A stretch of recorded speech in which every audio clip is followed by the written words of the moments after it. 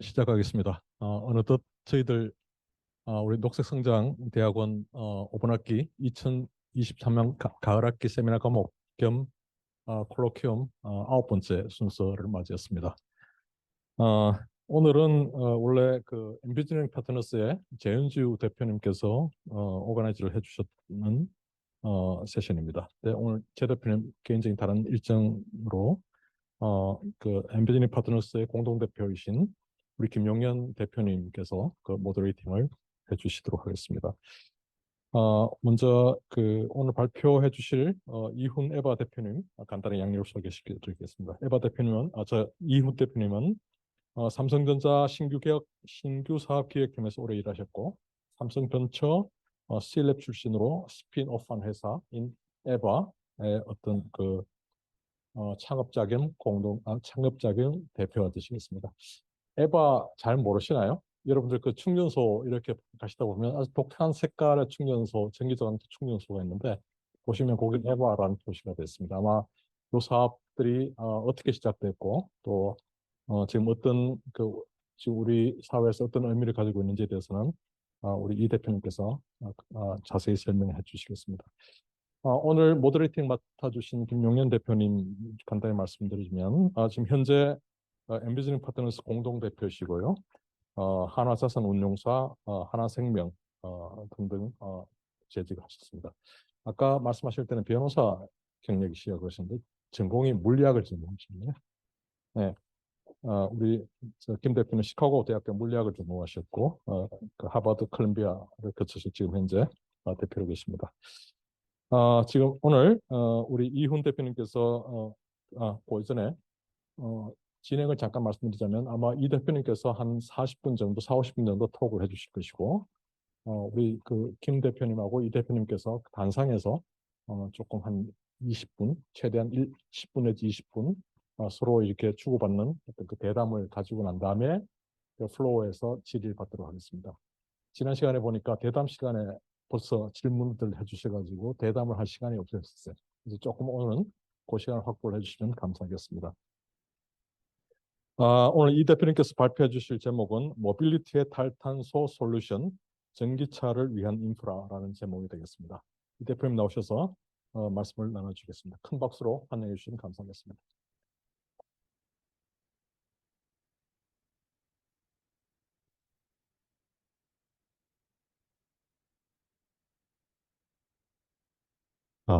아, 네, 안녕하세요. 네, 방금 소개받은 주식회사 에바 대표 이훈이라고 합니다. 반갑습니다. 음. 어, 그래서 제가 카이스트는 굉장히 이제 저도 어릴 때부터 동경하던 학교였는데, 예, 저는 이제 그만큼 예, 실력이 좀 부족해서 여기는 이제 못 왔지만, 사실 제 딸이 지금 고3이에요. 그래서 한 3주 뒤면은 이제 수능을 앞두고 있는데, 원래 제 딸이 수학을 굉장히 잘해서 제가 못다 이룬 꿈을 좀 딸을 통해서 이룰 수 있지 않을까라고 좀 기대를 했었는데 이 친구가 또 과학 과목을 되게 못하더라고요. 그래서 지금은 이제 좀 전향을 해서 뭐 수학을 잘하는 문과생 뭐 이런 포지셔닝으로 해서 일단 네, 문과 쪽으로 좀 준비를 하고 있습니다. 그렇지만 이렇게 어릴 때 동경하던 학교에 또 이렇게 제가 와서 이렇게 연단에 선다는 것 자체가 굉장히 좀 감개가 무량하고 이런 기회, 좋은 기회를 주셔서 정말 감사하다는 말씀을 드리면서 예, 시작해 보도록 하겠습니다. 간단하게 이제 저희 회사에 대해서 말씀드리면 삼성전자 사내벤처로 시작을 했었고 이제 창업한 지 한 5년 차 정도에 접어들고 있습니다. 여러 가지 솔루션들을 개발했는데 그건 이제 뒤에서 같이 이제 말씀드릴 수 있도록 하겠고요. 최근에 이제 올해 7월 달에 시리즈 B 투자를 성공을 했고 여기 앉아 계신 이제 김용현 대표님이 계시는 인비저닝 파트너스라는 아주 좋은 투자사로부터 투자도 유치를 해서 지금 이 자리에 설 수 있게 된 것 같습니다.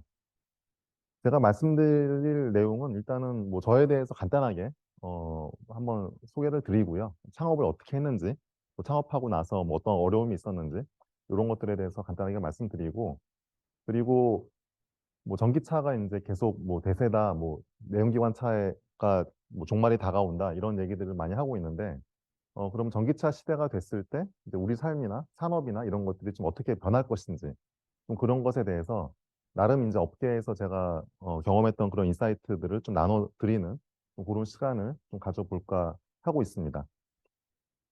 먼저 저에 대해서 소개를 드리면 일단은 갑자기 무슨 책들을 이제 쭉 늘어나나 싶으시겠는데 사실 이 책들이 제가 다 쓴 책들입니다. 제가 저자로 이제 집필했던 책들이고 제가 사실 저도 전공은 전자공학인데 사실 저는 이제 전자공학도 뭐 좋아하긴 했지만 제가 대학교 때 뭐 대학 신문사 같은 거 있죠. 그 학보사 동아리 활동을 하면서 기자 생활도 했었어요. 그래서 글쓰기에도 제가 이제 재미를 좀 많이 이제 들여서 어찌어찌 하다 보니까 저런 책들도 집필을 해서 제가 대학교 때부터 졸업하고 나서 직장 생활 하면서까지 예, 저런 책들을 쭉 집필을 했었습니다. 뭐 나름 전부 다 베스트셀러, IT 쪽의 베스트셀러에 올랐었던 책들이고 뭐 지금은 절판돼서 이제 지금은 없는데 이런 경력들이 좀 이제 도움이 돼서 제가 삼성에 어, 기, 기술기획 쪽으로 경력 입사를 했었는데 제가 이제 면접 보러 갈 때 제가 쓴 책을 들고 가서 예, 쫙 펼쳐놨습니다. 이렇게. 예, 그래서 생각보다는 되게 뭐 이런 말씀드리면 어떻게 들을지 모르겠지만 생각보다는 좀 수월하게 삼성에 이제 예, 입사를 했었고 입사하고 나서 한 15년 정도 근무를 했어요. 그러니까 처음에는 이 뭐 저 디지털 솔루션 센터라는 곳이 삼성에서도 신규 사업을 기획하던 그런 조직이었습니다. 그리고 회사도 이제 수원이 아니라 설릉역에 있었고 그러니까 강남의 인프라를 누리면서 이제 직장 생활을 하는 예, 삼성전자 직원치고는 좀 흔치 않은 경험을 했었는데 거기서 굉장히 재밌게 일을 하다가 갑자기 그 조직이 좀 없어지면서 제가 본사 경영기획팀으로 발령을 받았습니다. 근데 보통 뭐 경영기획팀 하면은 이제 드라마에서 이제 뭐 실장님 계시는 이제 그런 이제 뭐 이제 오너를 보좌하는 이제 그런 조직이라고 생각하실 텐데 저기는 이제 그런 곳은 아니었고요. 일은 되게 좀 제가 이제 넥타이에 딱 이렇게 양복 입고 그런 모습을 했는데 굉장히 딱딱하고 좀 재미가 없었어요. 예. 그래서 재미가 없는 생활을 좀 이제 버티다가 2008년도에 리먼 앤 브라더스 사태가 터지면서 또 이제 조직이 막 흐트러지면서 제가 연구소로 다시 이제 발령을 받아서 내려갔어요. 또 연구소에 가니까 또 굉장히 또 자유로운 분위기와 이런 것들이 또 저랑 잘 맞아서 굉장히 재밌게 또 일을 하다가 계속 이제 부침이 있었죠. 왔다 갔다 이제 이렇게 조직을 되게 여러 군데 옮겨 다니다가 어, 결정적으로 이제 2017년도에 예, 좀 진로에 대해서 많이 고민을 했습니다. 제가 삼성에서 이제 부장 때 이제 나왔는데 그 부장이 되면 이제 선택을 해야 되거든요. 이제 임원으로 올라갈 것이냐 아니면 이제 예, 그냥 가늘고 길게 갈 것이냐 선택을 해야 되는데 어, 저는 원래부터 신규 사업 기획하고 이런 것들에 대해서 구상하는 걸 좋아했었고 그래서 부서도 이제 신규 사업 관련된 업무를 할 때 굉장히 재밌어서 행복했었고 근데 삼성에서는 신규 사업을 하는 게 쉽지가 않았어요. 삼성이 원하는 신규 사업의 그 개념 자체가 굉장히 좀 눈높이가 굉장히 높았기 때문에 근데 사실 신규 사업이라는 건 처음에 시작할 때는 작게 시작할 수밖에 없기 때문에 그러려면 결국은 삼성에서는 내가 꿈꾸는 어떤 신규 사업을 기획해서 뭔가 실행하는 게 어렵겠다라고 판단을 했고 다행히 또 삼성에서는 사내 벤처 제도를 운영하고 있었기 때문에 제가 그 C랩이라는 제도에 지원을 해서 이런 아이템을 해보고 싶습니다라고 해서 선정이 돼서 그 과제가 잘 돼서 2018년도에 스핀오프 했습니다. 그 당시 제가 삼성에서 제안했던 과제는 전기차도 보조 배터리를 충전해보자라는 아이디어였어요. 2016년도에 테슬라가 이제 모델 3를 전 세계 자동차 회사들 중에서 처음으로 온라인으로 예약을 받았죠. 그래서 저도 이제 거기다가 이제 100만 원을 예약금을 딱 결제를 해놓고 이제 내 차를 마치 그런 거 있잖아요. 로또를 사면은 로또를 당첨되면 뭐에 쓰지라고 상상하는 것처럼 내가 이 차를 언제 받을지도 모르는데 몇 년도에 받을 수 있을지도 모르는데 어쨌든 차를 계약하고 나니까 충전은 어떻게 하지가 그때부터 좀 고민이 되기 시작했어요. 2016년도부터. 근데 주변을 둘러보니까 충전 인프라를 구축하는 게 특히 우리나라에서는 굉장한 좀 문제가 있더라고요. 특히 이제 아파트에서는 공동 주차장이 많고 이런 상황에서는 충전기 설치된 주차면을 어떤가 뭐 전용 주차면으로 지정을 해야 되고 예, 그런 이슈들이 보였기 때문에 그러면 자리를 차지하지 않는 어떤 충전 인프라의 컨셉은 뭐가 있을까를 고민하다 보니 그럼 보조 배터리에 바퀴를 달아서 그렇게 이동하면서 충전하면 되지 않을까? 이런 컨셉을 이제 생각을 하게 됐고 시랩에 이런 아이디어를 제안해서 어, 1년 동안 딱 프로토타이핑을 한 결과물이 바로 지금 보시는 영상에서 보시는 예, 로봇입니다. 일단은 전기차마다 충전 포트의 위치가 다 다르기 때문에 저런 이제 별도의 어댑터를 구상을 했고요. 어댑터에다가 이제 케이블을 연결하고 번호판에다가 거치를 하는 방식으로 이제 제안을 처음에 생각을 했어요. 왜냐하면은 주차하고 나면은 번호판이라는 거는 다 가장 잘 드러나는 위치에 있기 때문에 번호판을 이제 어떤 로봇이 와서 도킹할 수 있는 포인트로 만들어주는 액세서리로 저렇게 만들었고 이 로봇에는 이제 배터리가 들어가 있습니다.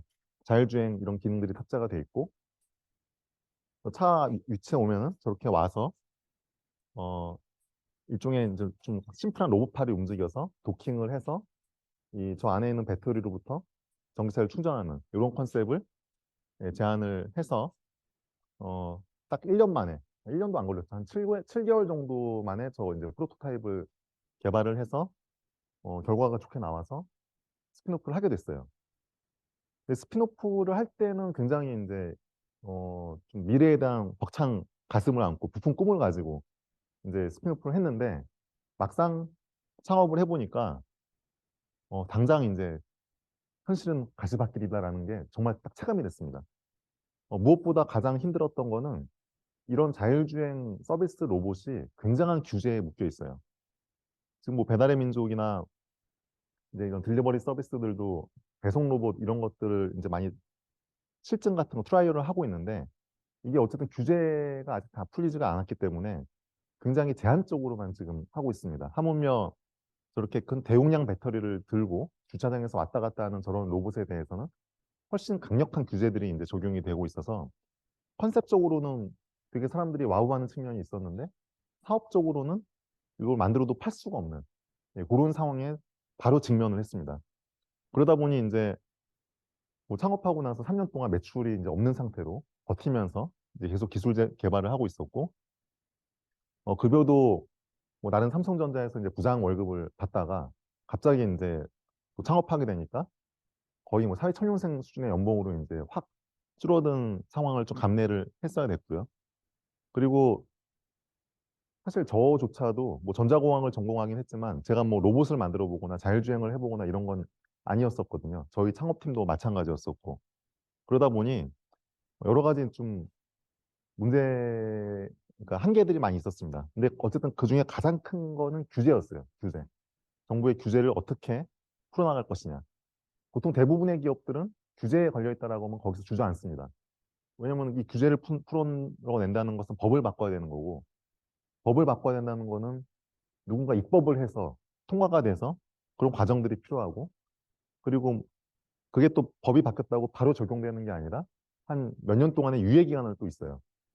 이런 상황들 때문에 규제에 걸려 있다. 그러면 그냥 보통 사업을 접는 게 일반적이라고 하더라고요.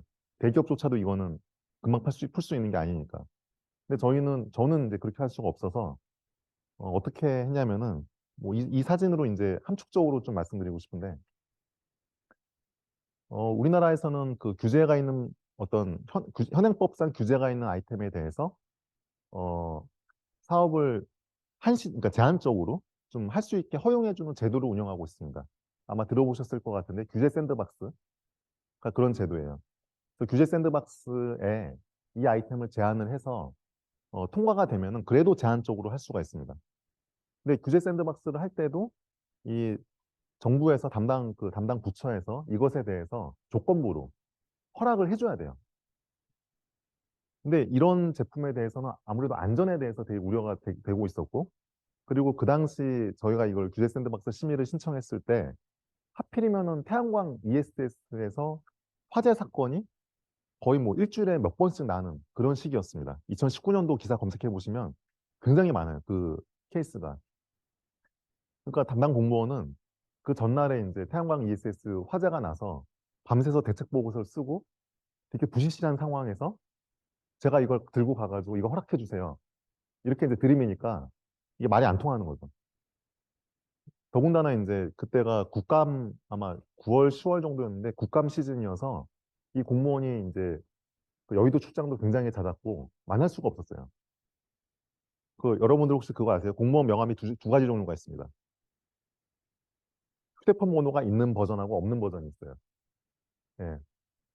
뭐 당연히 저한테 없는 버전을 줬겠죠. 내선 번호만 있는 이제 명함을 줬기 때문에 전화해도 전화로 연결이 안 되고 그래서 제가 어떻게 했냐면 제가 지금 회사가 판교에 있는데 이 세종시까지 그냥 출퇴근했습니다. 그냥 찾아갔어요. 약속도 잡을 수가 없었고 전화도 안 되고 뭐 어떻게 할 수 있는 방법이 없는데 어쨌든 저는 그 사람을 만나서 그 사람한테 동의를 얻어야만 이걸 할 수가 있었기 때문에 그냥 출근했어요. 아침에 그냥 세종시로. 세종시에 이제 제가 또 아는 지인이 어쨌든 근무하고 있기 때문에 그 이제 입문하는 거 건물 안으로 들어가는 거는 이제 그냥 저 방문자 등록해달라고 해서 건물 안으로 들어가서 그냥 그 담당 공무원이 있는 자리로 무작정 찾아갔습니다. 그냥 한 3일 정도 갔는데 진짜 자리 없더라고요. 진짜로. 예, 진짜 여의도 이제 갔다 그래서 자리 없다 그래서 올 때까지 기다리다가 허탕치고 돌아오고 요거를 한 3일 정도 하다가 4일째 되는 날 만났어요. 근데 만났는데 이제 제가 와서 그렇게 뻗치기를 하고 있다라는 얘기를 들었나 봐요. 예. 그래서 다행히 저를 이제 잡상인 취급을 안 하고 이렇게까지 하시는데 도와드려야죠. 뭐 그렇게 이제 말씀해 주시면서 어, 검토를 해 주시기 시작했고 어, 뭐 이제 어쨌든 결론을 제가 들은 건 아니니까 그래도 계속 찾아갔죠. 찾아갔는데 그 다음번에 찾아갔을 때는 마침 담당 부처 과장님이 자리에 계셔서 마침 과장님 계시니까 한번 같이 가서 얘기해 보세요. 라고 이제 가서 만났는데 저는 삼성전자에 있을 때는 뭐 과장이 그렇게 높은 직책이 아니잖아요. 그래서 뭐 과장 뭐 만나보지 했는데 공무원 중앙정부 부처의 과장은 대단한 분이시더라고요.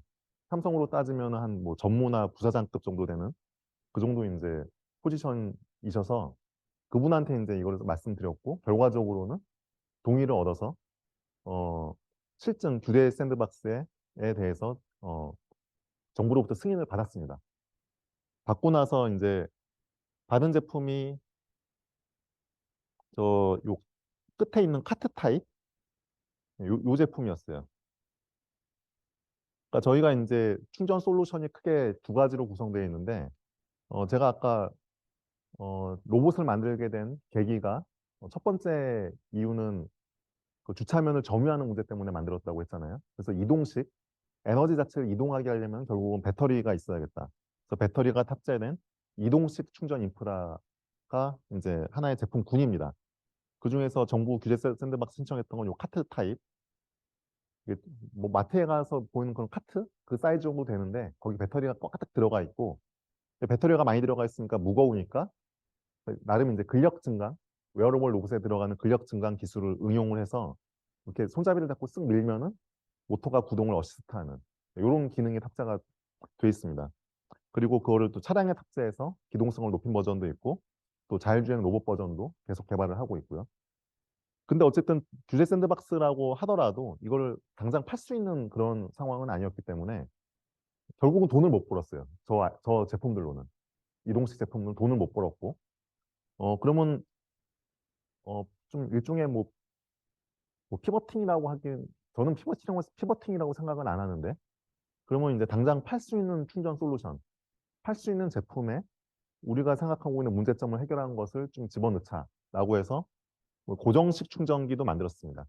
근데 다른 회사의 충전기들하고는 다르게 전력 자원, 그러니까 전력 자원이라는 게 한정돼 있으니까 그 전력 자원을 좀 효과적으로 공유하자, 쉐어하자 이런 컨셉을 집어넣었어요. 그렇게 해서 만든 제품이 어, 다행히도 출시한 지 1년 만에 작년도 기준으로 국내에서 마켓셔 1위를 달성을 했습니다.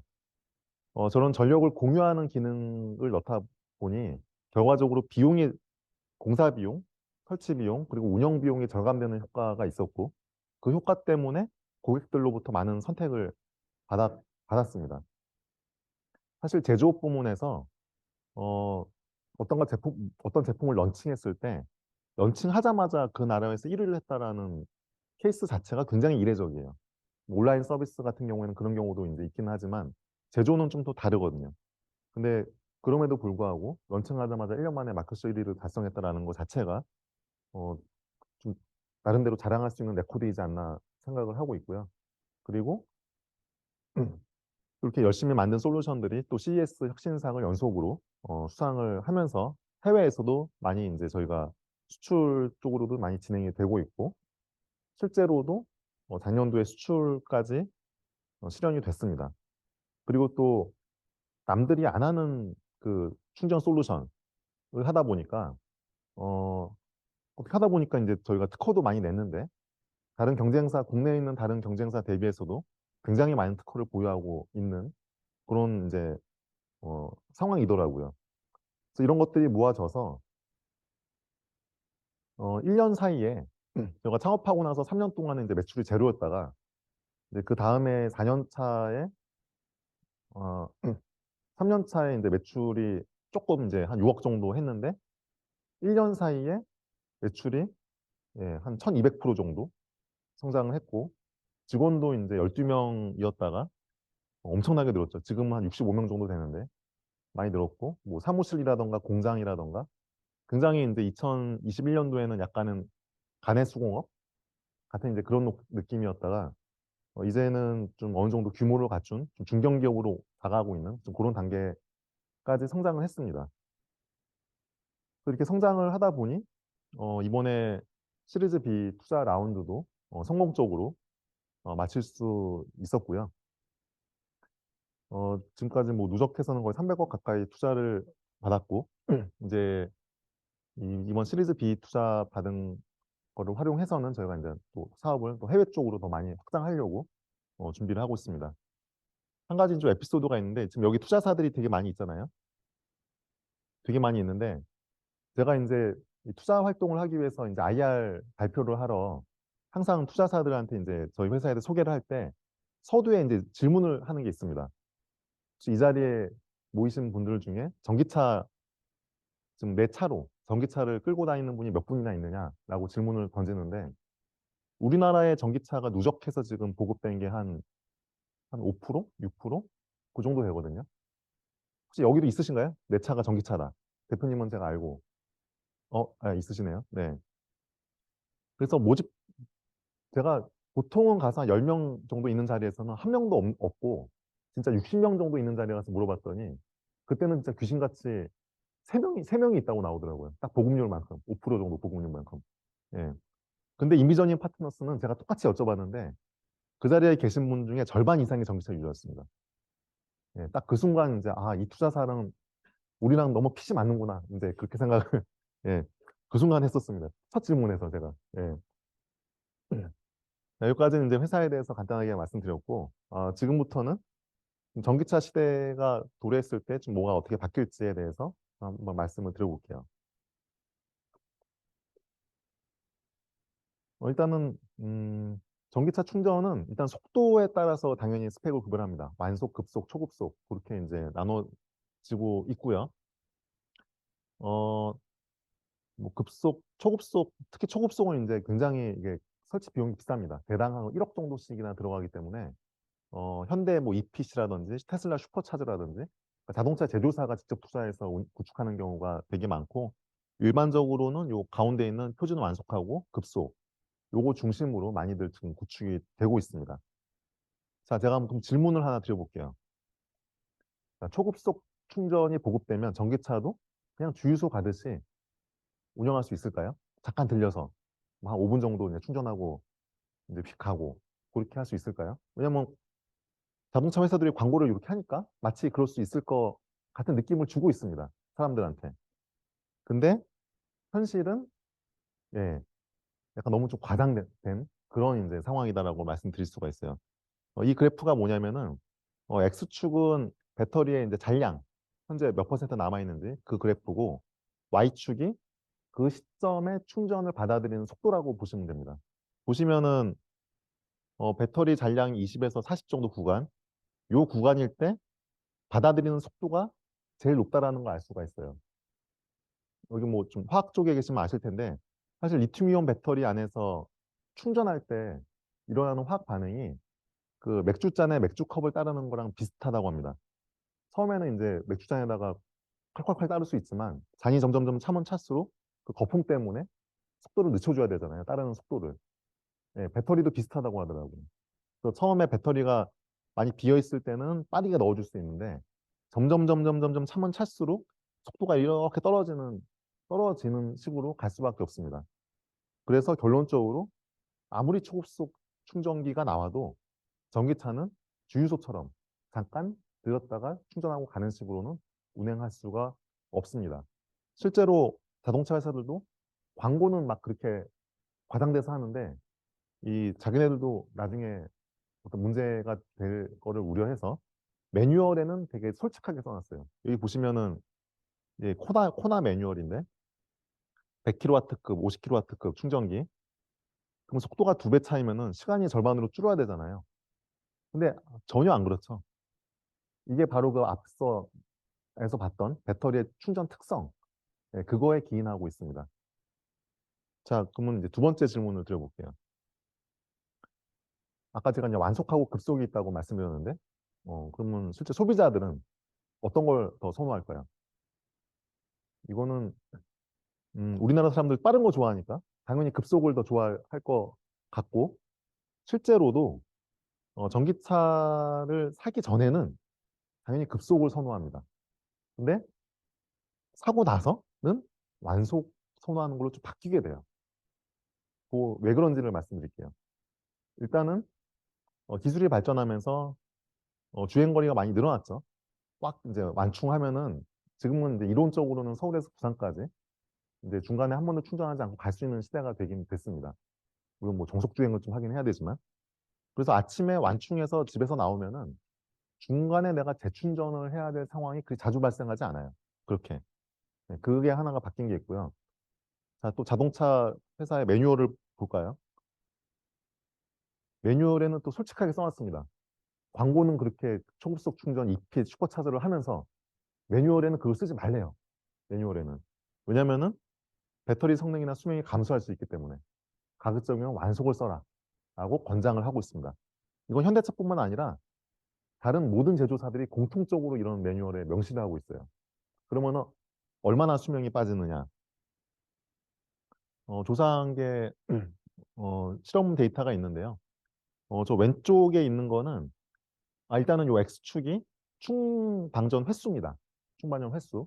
그리고 Y축이 실제 배터리에 남아있는 잔량이에요. 그러니까 리튬이온 배터리는 특성상 충방전을 하면 할수록 실제 가용 잔량이 줄어들게 되죠. 그러니까 스마트폰도 한 2년 정도 쓰면은 분명히 100% 찼는데 빨리 닳잖아요, 배터리가. 실제 용량이 줄어들어서 그런 거거든요. 근데 이거를 급속 중심으로 쓰게 되면은 그게 훨씬 빨리 줄어듭니다. 그래서 이 왼쪽에 있는 그래프가 급속을 90% 비중으로 썼을 때 데이터예요. 그러면 이제 한 200회, 300회 정도 하면은 급격히 이제 배터리 남아있는 용량이 빠지는 거를 볼 수가 있습니다. 근데 오른쪽에 있는 거는 음, 급속을 한 25%, 완속을 75%. 이게 좀 훨씬 더 실생활에 현실 상황에 비슷해요.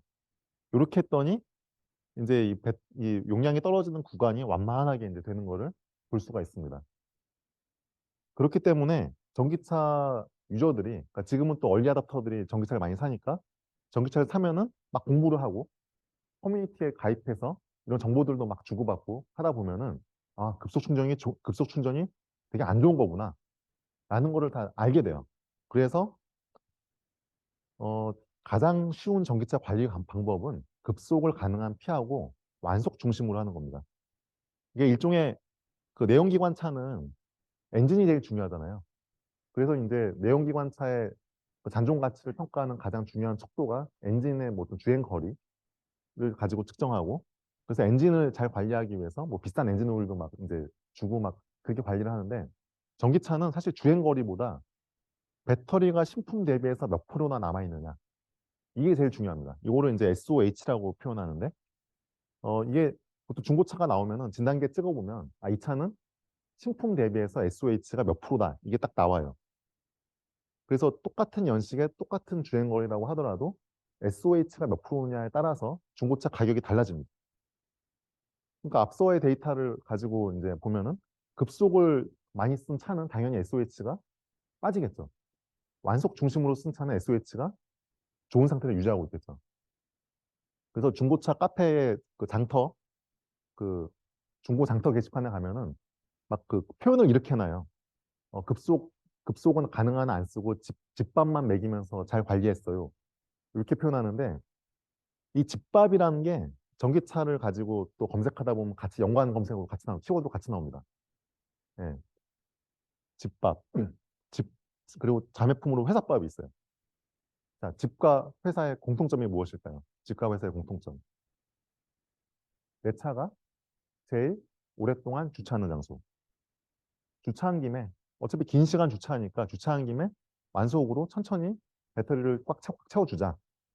그게 전기차 유저들의 꿈꾸는 가장 좋은 충전 환경입니다. 근데 그렇다고 해서 어 그래서 이제 집밥에 대비되는 급속 충전소를 이제 외식이라고 표현해요. 커뮤니티에서는. 예. 그래서 집밥이 없으면 이제 외식하느라고 힘드시겠네요. 이제 이렇게 표현하기도 하고 하는데 근데 이제 그렇다고 급속이 필요 없느냐? 그건 아니죠. 그러니까 주차하는 장소의 특성에 맞춰서 이거는 인프라가 거기에 맞는 인프라가 필요한 거예요. 그러니까 오랫동안 주차하는 장소, 그러니까 집이나 회사 숙박시설 이런 곳은 그냥 완속을 많이 깔아두는 게 제일 좋습니다. 근데 고속도로 휴게소, 저도 뭐 내려오다가 지금 이제 휴게소에서 잠깐 쉬면서 충전을 좀 하고 왔는데 휴게소는 급속이 당연히 이제 충분하게 많이 깔려 있어야 되죠. 그래서 이게 조화가 중요하다라는 이제 말씀을 드리고요. 그럼 실제로도 소비자들은 이제 어떤 패턴으로 쓰고 있는지를 데이터를 봤습니다. 실제로 완속대 급속의 사용 비중이 완속에도 높은 걸 알 수가 있습니다. 6대 4 정도로 높은데 저는 그리고 또 재밌는 게 장소를 물어봤더니 집이나 회사요라고 답한 비율하고 완속을 주로 써요라고 답한 비율이 숫자가 비슷하죠. 예. 그러니까 집밥이나 회사밥이 있으면 주로 완속을 쓴다는 얘기고 그게 없으면 뭐 공영 주차장이나 이런 데 가면서 급속을 이렇게 쓴다는 것을 이제 알 수가 있습니다. 그리고 저는 이게 장기적으로는 한 8대 2 정도까지 전기차 충전 환경은 완속 중심으로 좀 재편될 것이라고 보고 있어요. 왜냐면은 국가적인 전력 인프라 공급 측면에서 봤을 때도 완속을 주로 쓴다는 거는 보통 집에 내가 와서 주차하고 밤에 이제 충전한다는 걸 의미하거든요. 그러니까 야간 시간대 심야 전기를 많이 쓴다는 뜻이에요.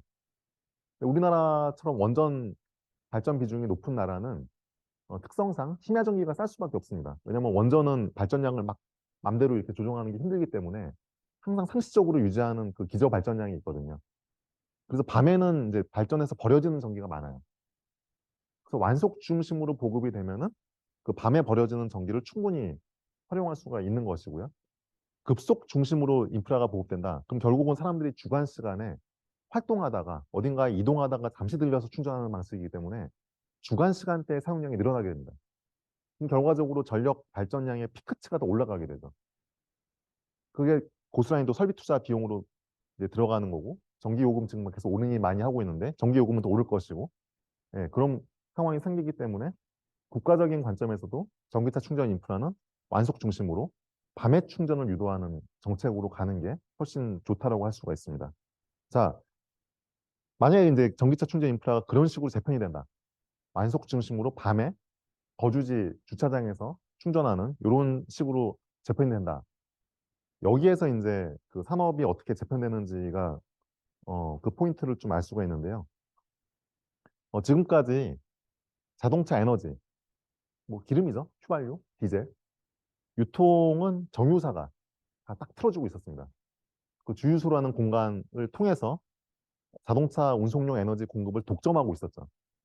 그래서 굉장히 이제 큰 대기업들만 진출할 수 있고, 그런 독점 체제들 어떻게 보면은 또 기름값이 뭐 어디 뭐 SK 오르면은 S-오일도 오르고 일종의 좀 카르텔이 있잖아요. 예. 그런 것들이 이제 결국은 소비자의 부담으로 다가왔었는데, 어, 이게 연간 우리나라가 기름값에만 쓰는 돈이 승용차 기준으로 연간 40조 원이라고 합니다. 40조. 근데 전기차 시대가 되면은 이 독점이 깨지는 거예요. 예, 더 이상 주유소 갈 필요가 없어요. 그냥 집에 또는 회사의 주차장에서 이 운송용 에너지가 공급되는 루트가 다변화가 되는 겁니다. 그래서 이 충전에 대한 이제 진출하는 기업들이 굉장히 이제 많이 늘어나고 있는데요. 어, 실제로 음, 여기 이제 시장의 밸류 체인을 보시면은 어, 이 전력 회사가 있고 우리나라는 한전이죠. 한전에서 전기를 받아와서 이 차징 포인트 오퍼레이터라고 하는데 이 사람들이 충전 서비스 사업자입니다. 그래서 이들이 충전기를 곳곳에 설치를 하고 또 설치한 장소 뭐땅 주인한테 경우에 따라서는 이제 뭐 임대료를 내는 경우도 있고요. 소비자한테 충전하고 그 뭐 차익을 남기는 게 기본 비즈니스고요. 저희는 지금 이제 이렇게 디바이스하고 서비스 플랫폼을 요 사업자한테 공급하는 이런 비즈니스 구조를 가지고 있어요. 근데 지금 이제 요쪽 시장으로 요 전기차 충전 시장 그리고 뭐 요쪽 시장으로 대기업들도 굉장히 많이 뛰어들고 있습니다. 특히 뛰어드는 대기업들의 그 캐릭터를 보면은 재미있는 걸 볼 수가 있습니다.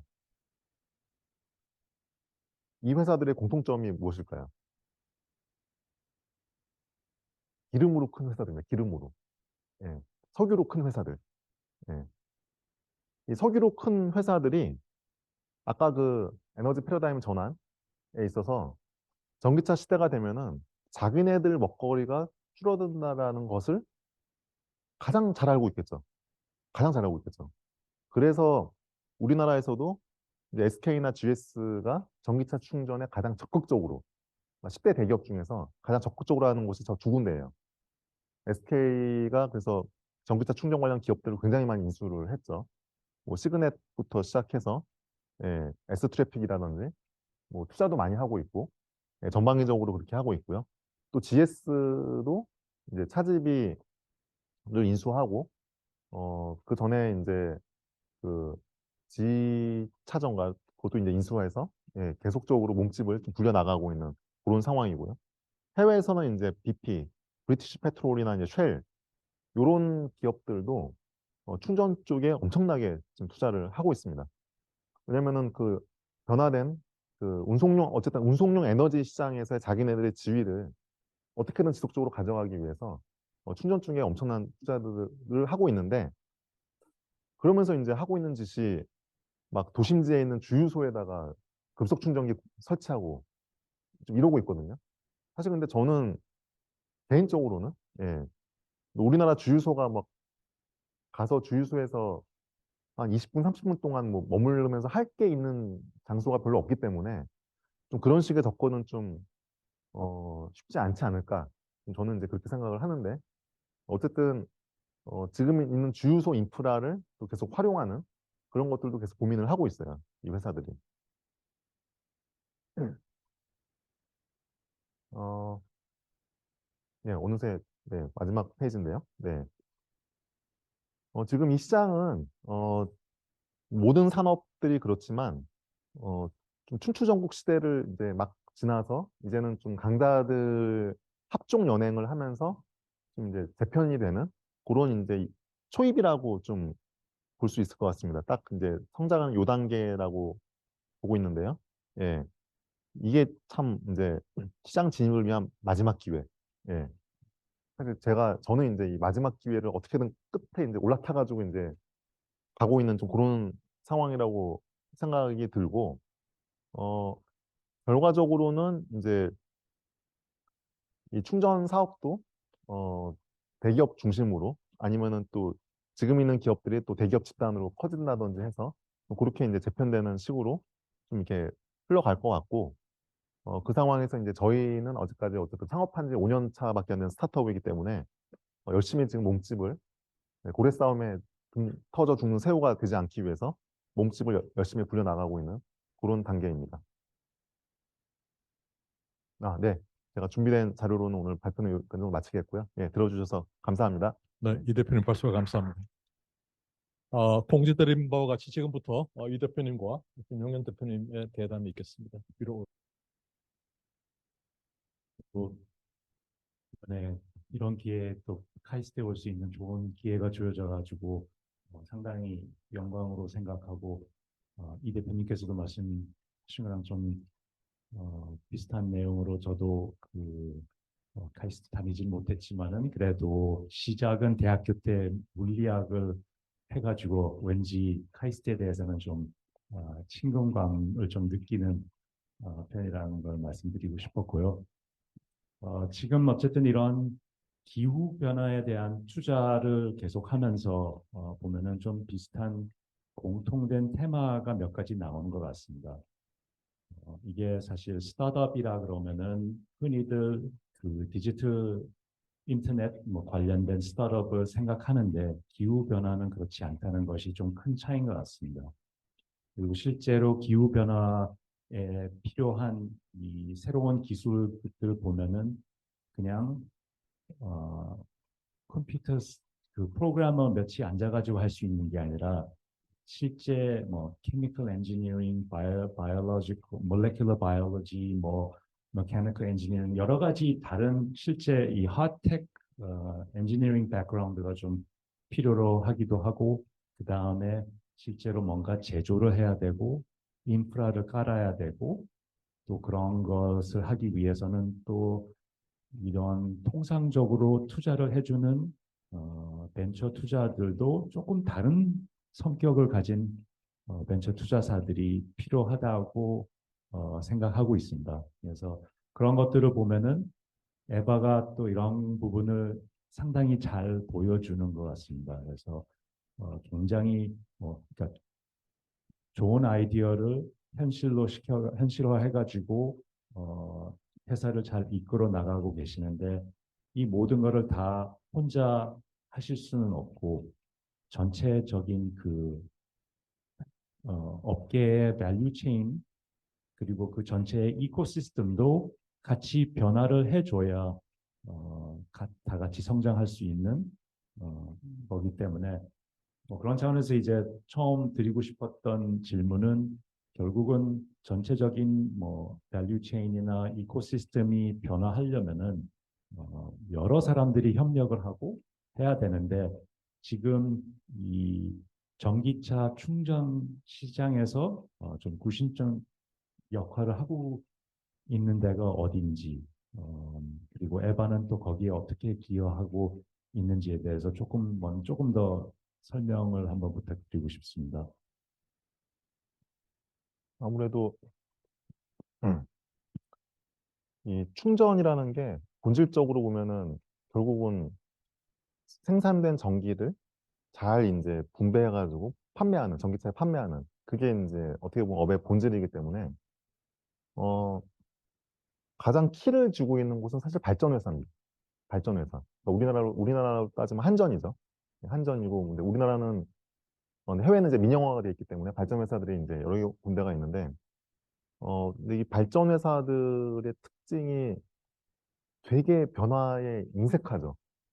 굉장히 전통적인 산업, 이제 굴뚝 산업으로 대표되는 이제 그 발전 회사이기 때문에 어, 그 간극을 전력 회사들이 직접 뭔가 하기가 굉장히 어려우니까 그 갭을 전기차 충전 사업자 아까 제가 이제 CPO라고 말씀드렸는데 이게 일종의 좀 면허예요, 면허. 그러니까 국가로부터 내가 한전이 생산한 전력을 재판매해도 될까요? 라고 신청해서 받는 전력 재판매 사업자라는 면허가 있습니다. 그 면허를 받아가지고 지금은 충전 서비스 사업자들이 그렇게 인간에서 이제 많이 움직이고 있는데, 그래서 이 시장을 현재는 이제 주요 움직이는 플레이어는 충전 서비스 사업자들이 어떻게 보면 한전의 역할을 좀 위탁을 받아서 예, 좀 그렇게 활동을 하고 있는 거라고 볼 수가 있는데요. 근데 이제 저는 이건 이제 우리나라 같은 좀 특수한 케이스이기 때문에 한전은 이제 민영화가 안 돼 있고 어쨌든 약간 공기업 같은 성격이라서 더 이제 변화가 더디고 그렇기 때문에 그렇게 생각을 하는데 해외는 사실 전력 회사들도 민영화된 회사들이 많고 전력 회사들 간의 경쟁도 굉장히 치열하기 때문에 어떤 굉장히 이제 충전에 있어서 가장 큰 잠재력은 그런 전력 회사들이 좀 키를 주고 있는 게 아닌가라고 일단은 보고 있습니다. 그리고 아까 설명하면서 조금 들으셨겠지만은 이쪽 사업에 지금 대기업들이 또 많이 어, 진출해가지고 경쟁을 하고 있고 그래서 이제 스타트업 입장이지만 결국은 대기업하고 뭐 직간접적으로 협력하는 분야들도 있지만은 또 이제 경쟁을 직접 해야 되는데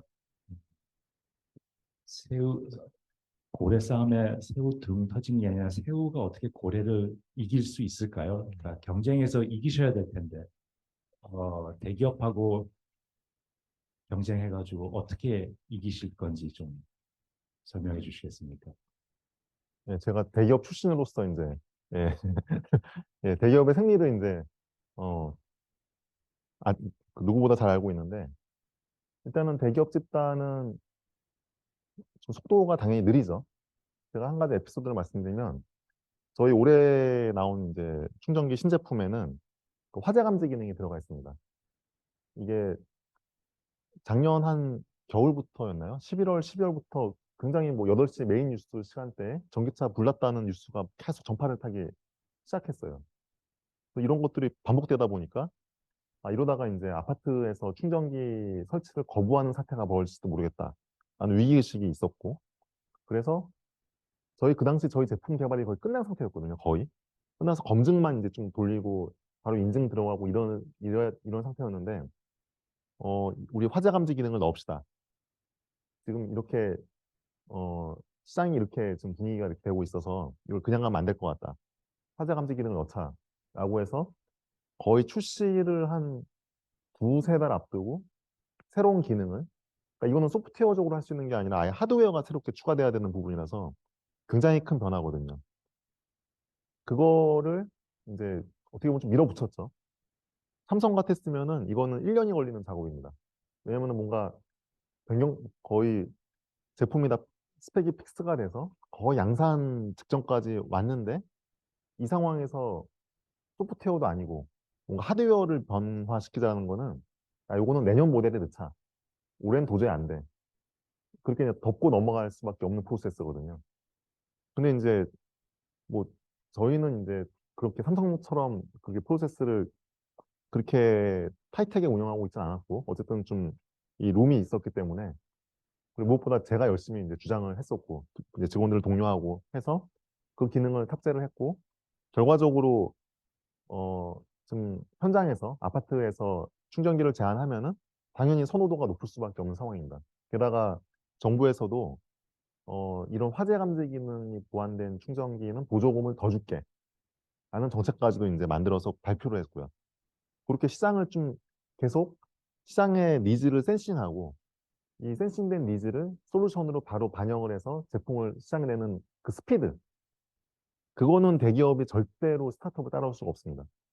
그래서 아직은 충전이 이제 초기 단계이기 때문에 충전 시장이 초기 단계이기 때문에 새로운 아이디어를 더할 수 있는 그런 기회가 많이 있을 거라고 보고 있고 그 측면에서는 저희가 어 아직은 뭐 대기업에 비해서는 이제 몸집이 작긴 하지만 나름의 영역을 가져가면서 몸집을 계속 키워나가면서 어 그래도 어느 정도 중견기업 이상까지 성장하는 그런 마지막 찬스가 앞으로 한 3, 4년 정도가 아닌가라고 생각을 하고 있어요.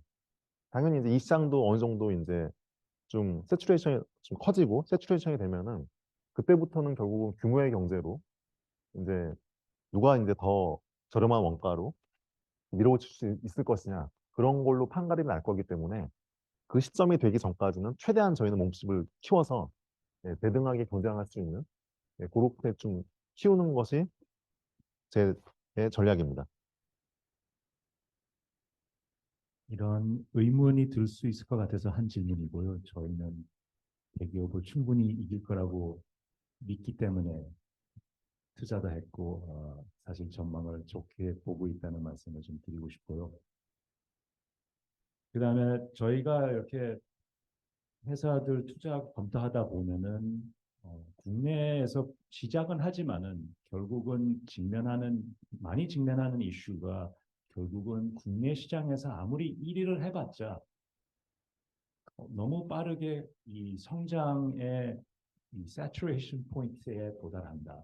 그러니까 회사가 계속 크고 성장하려고 그러면은 해외 시장으로 나가야 되는 게 굉장히 중요하고 또 기후 쪽에서는 더욱더 그런 것 같습니다. 기후 쪽에서는 결국은 이 환경 기후 문제가 기본적으로 글로벌 이슈고 해결책도 결국은 글로벌 솔루션이고 글로벌 시장에서 이길 수 있는 그 솔루션이어만 장기적으로 이길 수 있다.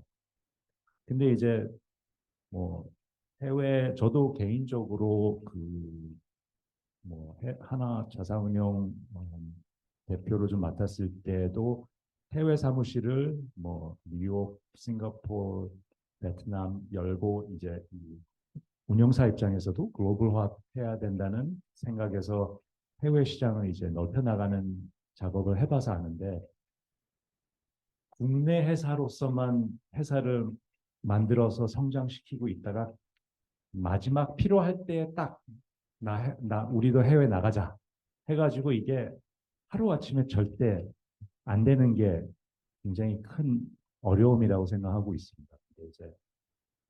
근데 스타트업 입장에서는 또 어려움은 처음에 초기에 자금 어렵게 제한적으로 받은 자금을 가장 의미 있게 써야 되는데 지금 당장에 필요한 게 아니라 앞으로 나중에 몇 년 후에 아니면 어쨌든 당장에 필요하지 않는 이 해외 능력을 갖출 거냐.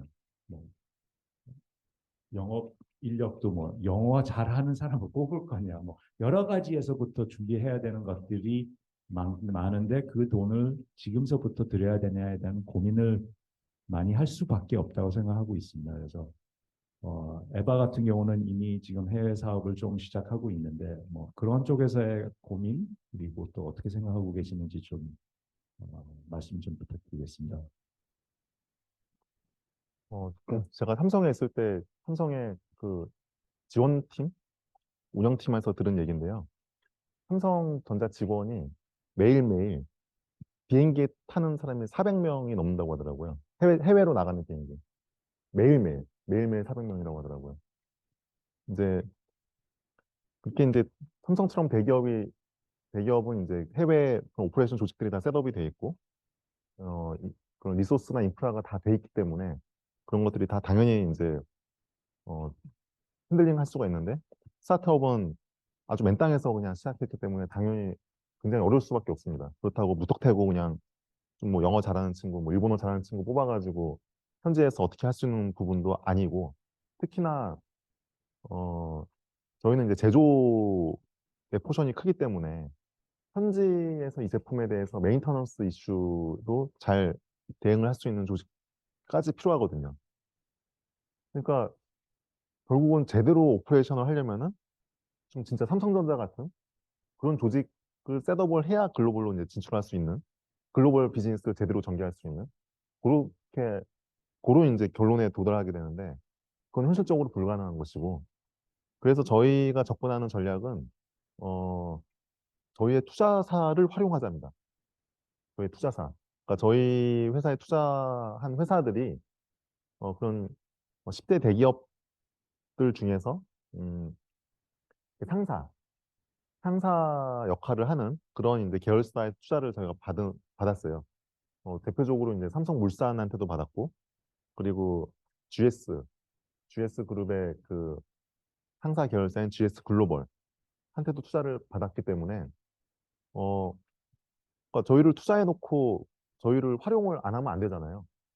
그래서 그 네트워크, 대기업 상사의 네트워크를 활용을 해서, 해외 고객사도 찾고, 또 해외에 이제 현지에 이런 걸 유지보수할 수 있는, 운영할 수 있는 그런 업체들도 소개를 받고, 그렇게 이제 얘기를 하고 있는 단계이고요.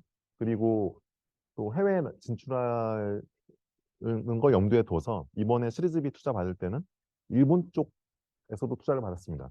일본의 이제 오릭스, 야구로 유명한 오릭스라는 이제 회사에서도 받았고, 또 SBI, 소프트뱅크 인베스트먼트에서도 투자를 받아서 그쪽 네트워크를 활용해서도 지금 그러니까 그분들의 도움을 받아서 예, 결과적으로는 주변의 인프라와 그러니까 저희한테 투자해준 그 투자사들을 레버리지를 해서 해외 진출하는 게 가장 현실적인 방법이겠다라고 판단을 해서 지금은 그렇게 어프로치를 하고 있습니다. 그리고 제 한 가지 질문만 마지막으로 더 드리고 싶은 거는 뭐 투자 실사 같은 거 하면서 뭐 약간 기술적인 문제, 뭐 시장을 어떻게 보는 질문, 뭐 여러 가지도 있지만은 결국은 항상 창업을 하신 분들 보면은 일단은 어느 누구보다도 이 문제에 대한 고민을 굉장히 많이 하셨다는 점. 그러면서 그거에 대한 솔루션을 생각해 내셔가지고 하는 거고. 근데 이제 또 회사가 진화하고 성장하면서 그런 고민 포인트들이 또 계속 변화하기도 하고, 그래서 제가 개인적으로 좀 마지막쯤 돼가지고 항상, 뭐 항상은 아니지만은 종종 하는 질문은 영어로는 대표님한테는 What keeps you up at night? 그러니까, 어, 잠을 설치게끔 뭔가는 고민하고 계시는 게 보통은 다 있으세요. 어, 그래서 이 대표님께서는 지금 뭐 때문에 잠을 설치고 계십니까? 저는 밤에 잠 아주 잘 자고 있습니다.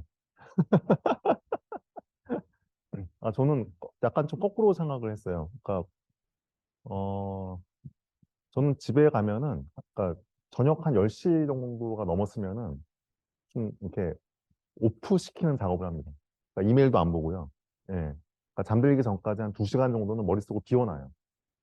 예. 그러니까 상념을 좀 없애는 거죠. 왜냐면은 고민할 건 한두 가지가 아닌데 그 고민이 머리에 남아있으면 잠을 못 자거든요.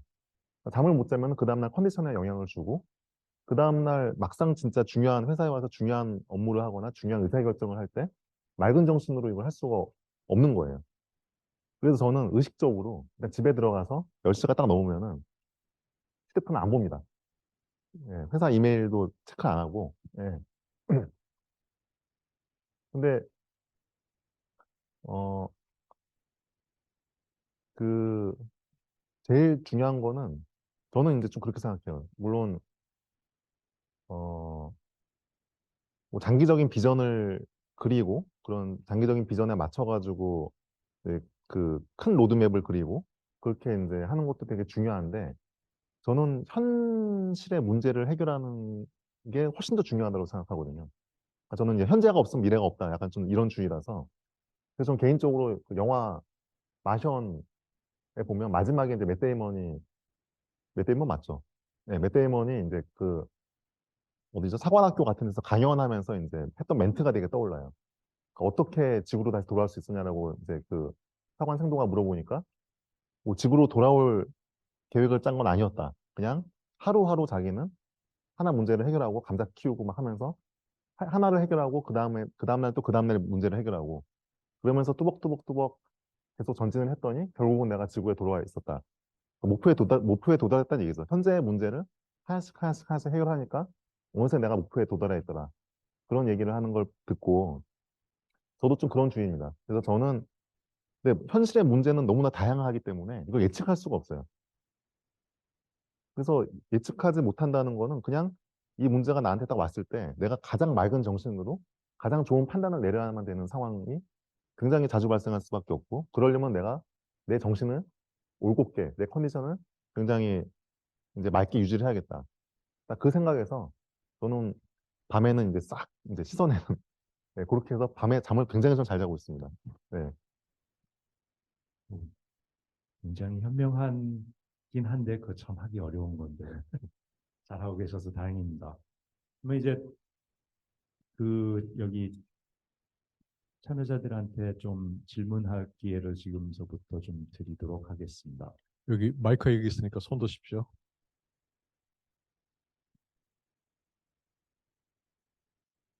네, 제가 먼저 질문을 하도록 하겠습니다. 오늘 강연 너무 재미있게 잘 들었고요.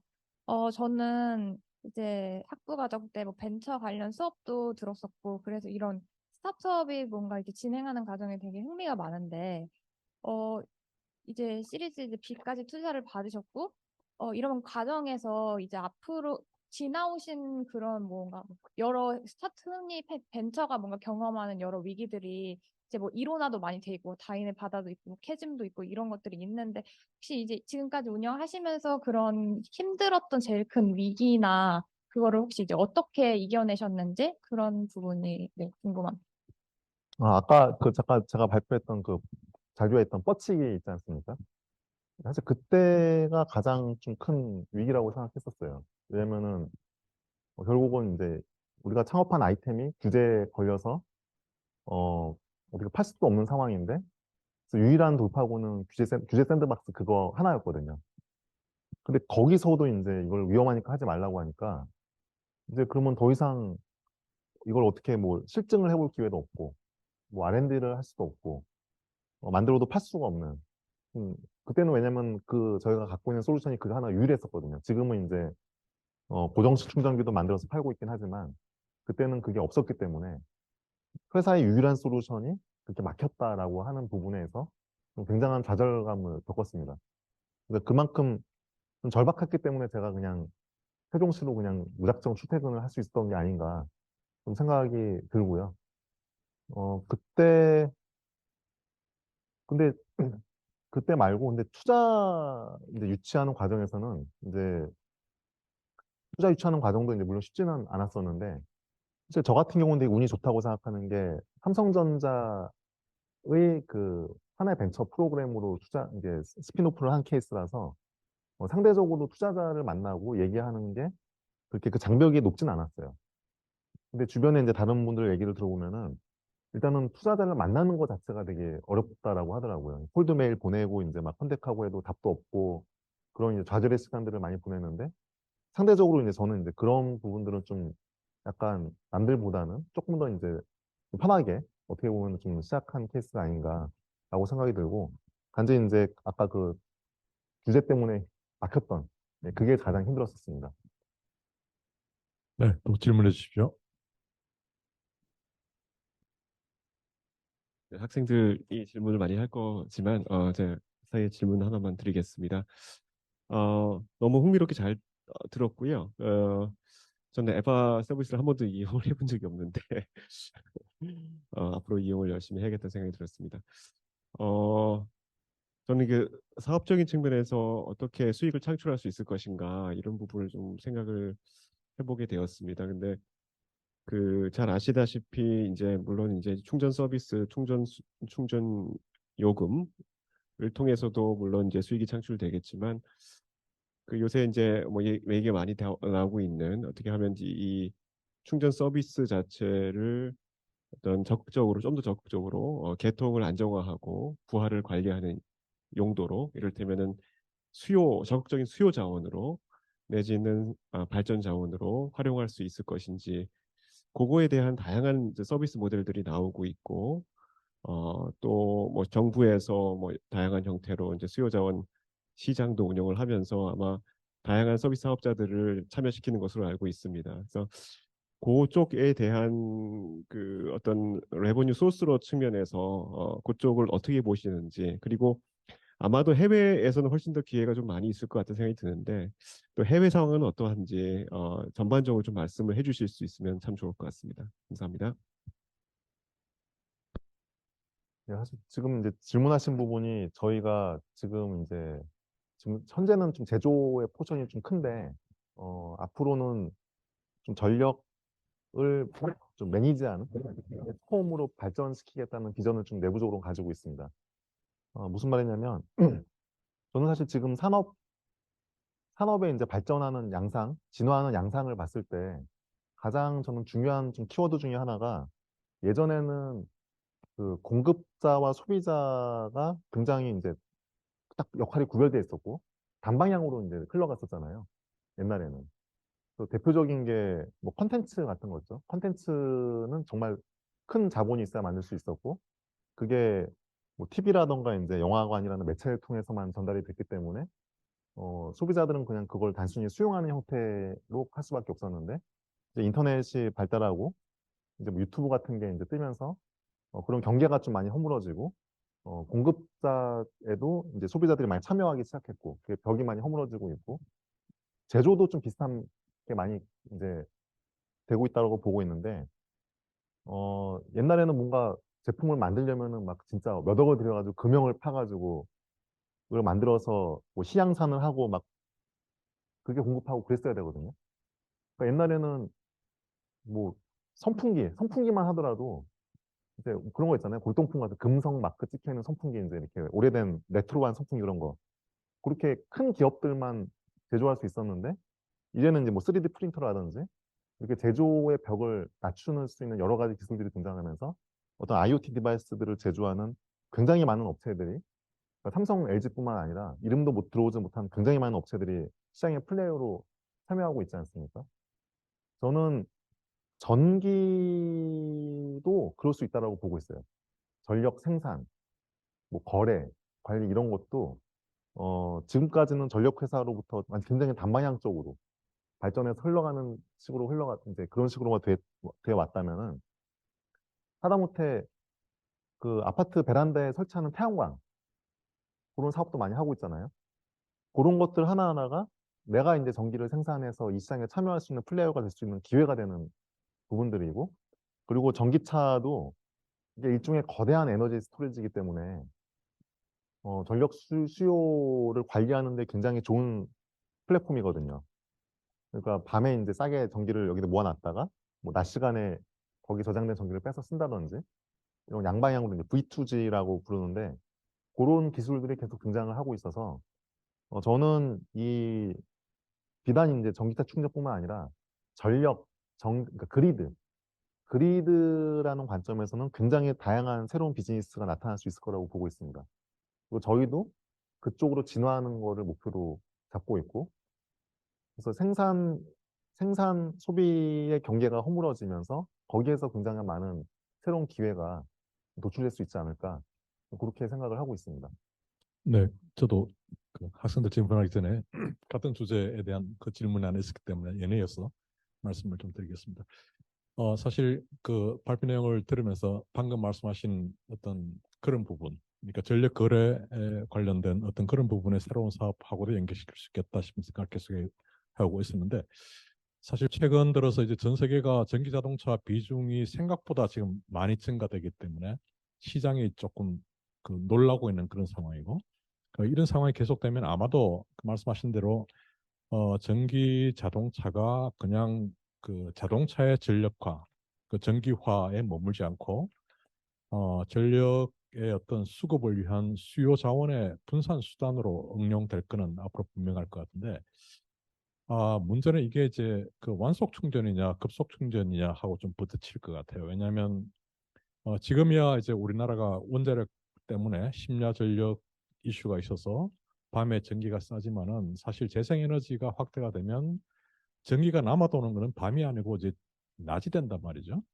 그 낮이 될 것 같으면 이게 완속 운전은 주로 이제 퇴근 후에 집에서 오랫동안 그 충전을 할 때 큰 메리트가 있지만은 사실 낮 시간에 그 남아도는 전력을 빨리 그 수요를 만들어주는 차원에서는 사실 완속 운전은 조금 불리할 측면이 있을 것 같거든요. 네, 그런 차원에서 조금 더 코멘트를 해주시겠습니까?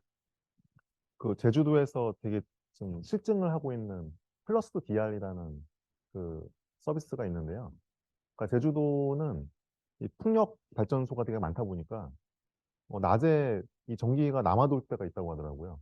바람이 잘 불면은. 예. 근데 이게 남아도는 전기를 다 버리는 게 아까우니까 이 플러스 DR 서비스에 참여한 전기차 유저들한테 전기가 남아도는 시간대에 알람이 간다고 합니다. 지금 빨리 가서 충전하면은 충전 요금이 뭐 이렇게 반값이에요. 이런 식으로. 그렇게 해서 남아도 버려지는 전기를 소비하는 걸 유도를 하는 거죠. 예. 그래서 그러니까 결국은 이제 그때는 급속 충전소가 가동이 될 수밖에 없을 것이고, 그러니까 이런 거는 이런 식의 서비스 시나리오로 수요를 이제 소비를 유도하는 이런 식의 이제 실증을 좀 하고 있고요. 그게 하나의 케이스가 될 수 있을 것 같습니다. 그러니까 예를 들어서 뭐 여름철에는 보통 낮에 이제 냉방 수요 때문에 이제 그런 남아도는 전기가 좀 신재생 에너지로 했을 때는 별로 없을지라도 겨울철에는 그런 것들이 또 남아도는 게 많이 있을 수 있어서 예를 들어서 뭐 회사에 설치된 충전기는 겨울철에는 충전 요금을 더 싸게 하면은 사람들이 저녁에 집에서 충전을 안 하고 회사에 와서 낮에 충전을 하겠죠. 예, 이런 식으로 저는 충분히 그렇게 유도할 수 있다고 생각합니다. 네, 재미있는 부분이 될 것 같습니다. 네, 질문해 주십시오. 우리 선생들이 너무 먼저 질문해서 죄송합니다. 네, 손재욱. 네, 오늘 강연 너무 잘 들었습니다. 제가 궁금한 거는 그러니까 기숙사로 돌아가는 길에 보면 이렇게 아니 그 뭐지? 주차장에 이렇게 태양광이 있고 그 근처에 이제 충전기가 있는데 전기차 충전기가 이 두 개가 어떤 사업 연계 모델로서 이렇게 지금 많이 이루어지는 건지 그런 게 좀 궁금합니다. 음, 사실 지금 어, 당장은 그렇게 연계가 안 되고 있습니다. 왜냐면은 사실 지금 이것도 좀 사업적 관점의 얘기인데 태양광으로 생산한 전기를 한전에 파는 게 제일 비싸게 팔 수 있어요. 그러니까 신재생 에너지 그 매입하는 단가가 있거든요. 발전한 걸 이렇게 매입하는 단가가 있는데 한전이 꽤 비싸게 사주고 있습니다. 근데 전기차 충전 요금제는 싸요. 그거보다 훨씬. 그 한마디로 태양광으로 발전해서 전기차 충전해서 팔면은 손해입니다.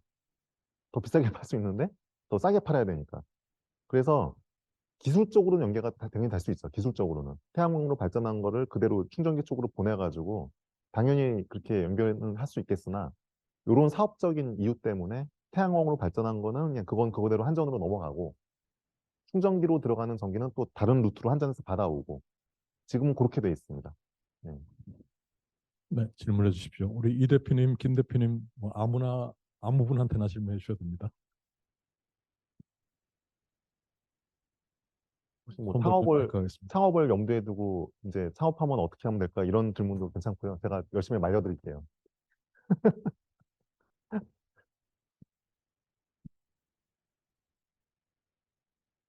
이번 질문은 이제 김영원 현 대표님께 좀 드리고 싶습니다. 에바를 엔비전 파트너스에서 투자를 결정하게 된 아마 투자를 결정하기 전에 아마 잠을 설치셨을 것 같은데요. 예.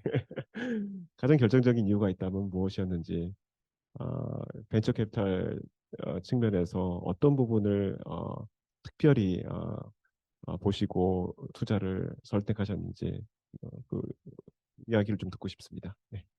뭐 일단 벤처 투자는 기본적으로 펀드 형태로 투자를 하기 때문에 투자자 자금을 받아서 이 펀드에서 투자자들한테 최대한 좋은 수익률을 드리기 위해서 포트폴리오를 만드는 거죠. 그러니까 여러 개 회사들을 투자하게 되고 그러면은 이제 결국 그 펀드의 포트폴리오에서 뭐 잘 되는 회사도 있을 거고 뭐 잘 안 되는 회사들도 있을 거고 그다음에 뭐 투자에서는 잘 많이들 알겠지만은 결국은 다이버시피케이션이 사실 굉장히 중요하고요.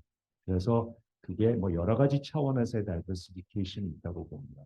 뭐 산업적 다이버시피케이션도 있고 뭐 회사의 스테이지별 조금 차이들도 있을 수 있고 지역적 차이, 뭐 여러 가지를 고려하게 되고 뭐 딱 거기에 대한 정답이 있지는 않습니다. 그래서 저희 같은 경우 기후 투자하는 분야에서는 기본적으로 뭐 여러 가지 보는 영역 중에 어쨌든 전기차에 관련된 인프라 차원에서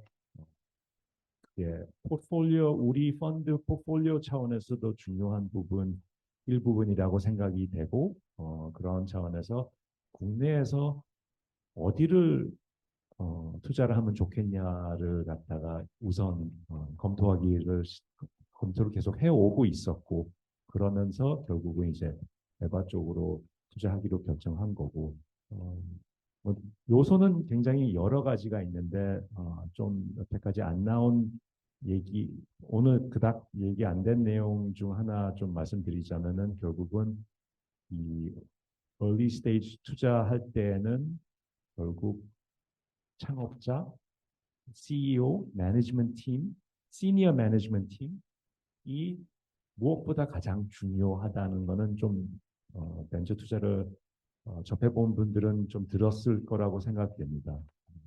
뭐 이런 어려움에 직면했을 때 그냥 무조건 세종 가서 달려가서 뭐라도 할 준비가 되신 분인지 어, 다른 또 그 해외 사업을 늘려나갈 때 어떻게 주어진 리소스를 잘 활용해 가지고 그 다음 어려움을 또 잘 이끌어 나갈 수 있는지 뭐 여러 가지 차원에서 결국 그 매니지먼트 팀에 대한 평가가 무엇보다 중요하다고 생각하고 있습니다. 그런 차원에서 사실 뭐 오늘 들어보셔서 조금 느끼셨을 거라고 보지만은 이쪽에 대한 고민 그리고 현명한 솔루션 이걸 갖다 또 어떻게 잘 키워 나가시는 거를 저희가 판단했을 때는 업계에서 가장 잘 하고 계시다고 판단해서 투자를 하게 되었습니다. 감사합니다. 감사합니다. 질문해 주십시오.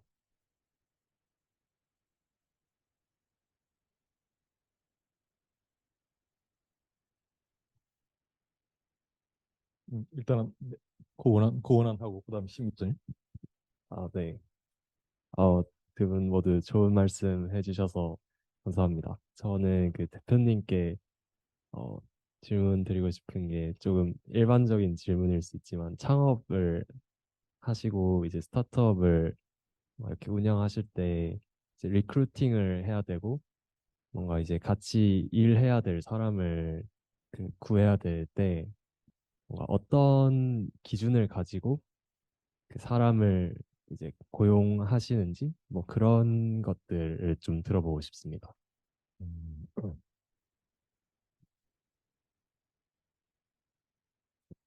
좀 떠오르는 답변이 하나 있었는데 또 관상을 좀 보는 것 같습니다. 아니, 굉장히 좋은 질문인 것 같아요. 방금 네. 얘기한 대로 저희도 사람을 보듯이 결국은 회사는 뭐 물론 공장도 있고 뭐 테크놀로지도 있지만 결국은 회사도 또 사람이니까요. 사람을 어떻게 채용하고 하냐에 대한 하나하나 채용이 중요한 시기이기 때문에 그래서 뭐 당연히 이제 개발자 같은 경우에는 뭐 기술 면접도 보고 시험도 내고 뭐 통과돼서 이제 이렇게 최종 면접을 이제 저랑 하게 되는데 저는 사실 뭐 현업에서 이제 필요한 충분한 실력을 갖췄으니까 저한테 왔다라고 저는 이제 믿고 있기 때문에 저는 사실 전 질문 내용도 사실 뭐 특이한 건 하지 않아요. 그냥 과거의 경험을 이제 뭐 물어보고 하는데 그 질문했을 때 답하는 어떤 자세 그리고 그 사람을 이제 어떻게 대하는지 그 태도 저는 좀 그거를 많이 좀 평가를 합니다. 그래서 제가 이제 관상이라고 좀 표현하긴 했는데 그 자세가 결국은 실제 일을 해보면은 그런 게 이 성향이라고 하는 게 결국은 드러나게 될 수밖에 없고 그리고 회사라는 조직은 결국은 사람들하고 커뮤니케이션을 하면서 이제 같이 협업을 해야 되는 상황이기 때문에 저는 그 부분에서 어, 좀 뭔가 이 사람은 좀 다른 사람들하고 협업하기가 어려울 것 같다. 그런 분위기와 그런 인상을 풍기다라고 하면은 그러면 좀 안 뽑는 편이에요. 그 반대의 경우에는 이제 가급적이면은 그러니까 그런 것들 제일 중요하게 보는 것 같습니다. 거기에 저도 조금 첨언한다면은 뭐 그냥 저도 대표이사 하면서 한 150, 200명 조직에서 400명까지 사실은 키웠고 그 200여 명 밀리는 동안에 또 퇴사한 직원들이 있다 보니 사실 그보다 더 많이 채용을 했고 그 자리를 채우기 위해서 또 면접 본 거는 또 그거에 또 배수고 그 대신 제가 한 가지 생각하고 실행 계속 꼭 했던 거는 채용 마지막에는 무조건 내가 직접 면접 본다. 우리 회사에 들어오는 사람은 나의 면접을 거치지 않고 들어온 사람은 하나도 없었어요. 그만큼 사실은 사람이 제일 중요하다. 그리고 그거에 대한 좀 메시지이기도 하고 그만큼 이 인력 채용이 굉장히 중요하다는 얘기를 좀 덧붙여서 말씀드리고 싶습니다. 네, 대표님 오늘 발표 잘 들었습니다. 제가 잘 몰라서 질문 드리는 거일 수도 있으니까 그냥 저의 무지함을 용서하시고 한번 들어주십시오. 미국 같은 경우에는 테슬라의 그 슈퍼차저 방식을 다른 제조업체들도 이제 같이 사용하겠다고 지금 표준으로 지금 채택하고 있는 현상이 있더라고요. 우리나라의 경우에는 어떤지 모르겠습니다. 아마 제 생각에는 대표님도 지금 우리나라 전기 완성 자동차 업체들과 협업을 하고 계시기 때문에 문제가 없을 것 같기는 합니다만, 예를 들어서 테슬라가 국내 점유율을 급속히 높여가면서 자차의 충전 방식을 그 표준으로 채택해 달라고 요구하는 상황이 오면 대표님께서는 여기에 대해서 대응할 준비가 되어 계신지, 뭐 아니면 더 질문 조금 더 틀어서 말씀드린다면, 현대차나 기아차가 자차저에 충전하는 방식을 특정 방식, 지금 대표님께서 채택하지 않는 방식을 일종의 뭐 강요까지는 모르겠습니다만 하여튼 좀 더 적극적으로 본사의 기술을 좀 채택해달라고 요구를 해온다면 여기에 대한 대책을 좀 가지고 계신지 궁금해서 한번 질문을 드려봅니다. 일단 뭐 답은 당연히 이제 대책은 예, 가능하고 가지고 있다라고 말씀드리고요. 이게 워낙 이제 테슬라 방식 이런 식으로 이제 막 언론을 타다 보니까 이게 뭔가 뭐 새로운 규격인가? 진짜 새로운 표준인가? 좀 그렇게 받아들이시는 분이 굉장히 많습니다. 그 부분을 제가 확실하게 정정을 해드릴게요. 우리 그 해외 출장 가면은 해외 나가면은 그 전원 콘센트 모양이 다 다르잖아요. 우리나라처럼 이제 돼지코 모양도 있고 일본이나 미국처럼 이제 일자, 11자 모양도 있고 유럽은 또 다르고. 근데 어쨌든 거기서 나온 전원은 다 거기서 거기지 않습니까? 물론 110이냐 220이냐 이런 차이는 있긴 있지만 예. 이 테슬라 규격이냐 아니냐라고 하는 부분은 단순히 그 충전 그 포트의 모양에 대한 부분입니다. 그냥 딱 그 플러그 소켓의 모양에 대한 국한된 부분이고 그 내부에서 돌아가는 프로토콜이라든지 표준이라든지 이런 거는 똑같습니다. 제가 그 테슬라가 우리나라 그 급속 충전소, 우리나라는 CCS 콤보 방식을 쓰는데 그거하고 테슬라 커넥터랑 호환해주는 어댑터가 있거든요. 테슬라에서 그거를 이제 30만 원에 팔고 있는데 제가 이 어댑터의 내부가 너무 궁금한 거예요. 도대체 이 안에 뭔가 프로토콜 변환해주는 어떤 로직 보드가 들어가 있는 건지 그게 뭔지 궁금해서 뜯어봤습니다. 뜯어봤는데 아무것도 없어요. 그럼 뭐 반도체 기판, 회로 기판이라고 불리는 거는 아무것도 없고 단순히 그냥 요 포트 모양에서 요 포트 모양으로 바꿔주는, 그러니까 일종의 말하자면은 우리 해외 나갈 때 미국 갈 때 뭐 돼지코 이런 거 이제 어댑터 같은 거 가져가잖아요. 딱 그냥 그런 정도의 정기적인 배선만 딱 있었습니다. 그래서 이번에 테슬라가 그 발표 미국 표준으로 채택됐다는 걸 발표를 듣고 나서 또 궁금해가지고 저희가 테슬라 충전기 샘플로 갖고 있는 게 있어서 그거 충전 케이블을 잘라가지고 저희 충전기에다가 붙여봤어요. 아무것도 안 하고 소프트웨어적으로 건드린 거 아무것도 없이 그냥 케이블만 잘라서 원래 저희 충전기에 있던 케이블 떼고 그냥 붙여봤습니다. 그리고 충전해봤어요. 잘 됩니다. 그러니까 그냥 포트 규격에 대한 것일 뿐이라서, 그리고 우리나라도 제품들 뭐 해외 수출할 때 미국에 수출할 때는 미국향 플러그 달아서 나가듯이 저희는 그냥 그 모양의 커넥터를 달아서 나가면 되는 부분입니다. 네, 그렇게 간단하게 생각하시면 돼요, 이거는. 네, 시간이 5분 남았기 때문에 한 분 정도 더 받고 아니면 제가 마지막 질문 제가 하도록 하겠습니다. 한 분 정도 질문 없으십니까? 오늘 질문이 많이 없네. 너무 설명을 잘해 주셔서 그런 것 같습니다. 제 마지막 질문 드리겠습니다. 아까 그 대표님께서 세종에가 스포츠기 하시면서 규제 샌드박스 승인 받으려고 노력하신 고생하신 말씀을 하실 때 이 방에서 아마 제일 따끔한 사람이 제가 제일 따끔했을 것 같아요.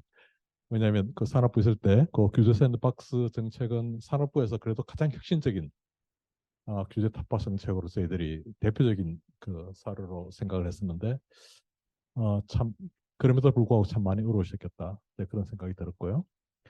질문이 뭐냐면 사실은 우리나라에서 그 에너지 관련된 사업을 하기가 참 어렵습니다.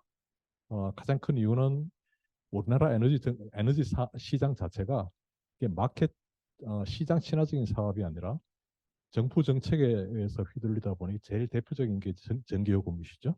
그러니까 전기요금이 시장에서 결정되는 것이 아니라 정부에서 결정이 되는데 시장에서 형성되는 그 밸류보다 훨씬 낮은 거래가 이루어지는 이런 상황들이 벌어지고 있고, 다른 여러 가지 상황들이 많이 있거든요. 그러니까 제가 생각할 때는 이런 상황들을 고려하면 우리나라에서 에너지 관련되는 신사업을 하기가 굉장히 불편하고 힘든 상황인데 앞으로도 대표님은 이런 상황에서 극복해 나가시면서 국내에서 계속 서바이브 하시길 원하십니까? 아니면 이거를 깃발을 해가지고 조금 더 글로벌하게 나가서 좀 더 큰 시장으로 도전하시고 싶으십니까? 마지막 질문입니다. 제가 규제 그 샌드박스 신청 그 승인이 되고 나서 2년 동안 이제 그 제한된 정부가 정한 기준에 맞춰가지고 실증을 착실하게 했고 그렇게 해서 결과적으로 법이 개정이 됐습니다.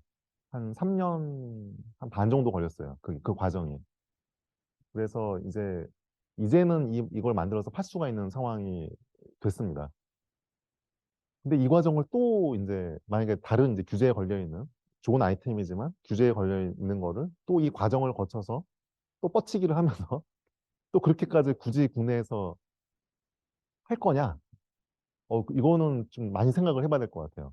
그러니까 차라리 이거를 할 수 있는 나라에 가서 빠르게 시장에 들어가서 검증하고 현지 파트너를 찾아가지고 좀 그렇게 하는 게 훨씬 더 좀 효과적이지 않을까. 왜냐면은 이제 예전에는 저희 아이템이 딱 그거 하나밖에 없었고 저희는 너무나 작은 조직이었고 10명, 12명밖에 없는 조직이었고 해외로 나갈 수 있는 여력도 안 됐기 때문에 이제 불가피하게 그렇게 갈 수밖에 없었지만은 이제는 또 그것만 해야 되는 상황은 또 아니기 때문에 예, 지금은 어떻게 보면은 뭐 안타깝지만 어쨌든 국내에서도 좋은 서비스 모델을 발굴하고 이제 하고는 싶지만 굳이 규제의 어떤 벽까지 그렇게 장시간 리소스를 들이면서 그렇게 하는 것보다는 오히려 사업적 관점에서는 빨리 해외에서 빨리 가시적인 성과를 얻어서 빨리 돈을 만들고 그게 좀 더 맞는 판단이지 않나 좀 그렇게 지금은 생각을 하고 있습니다. 네, 솔직한 답변 감사드립니다.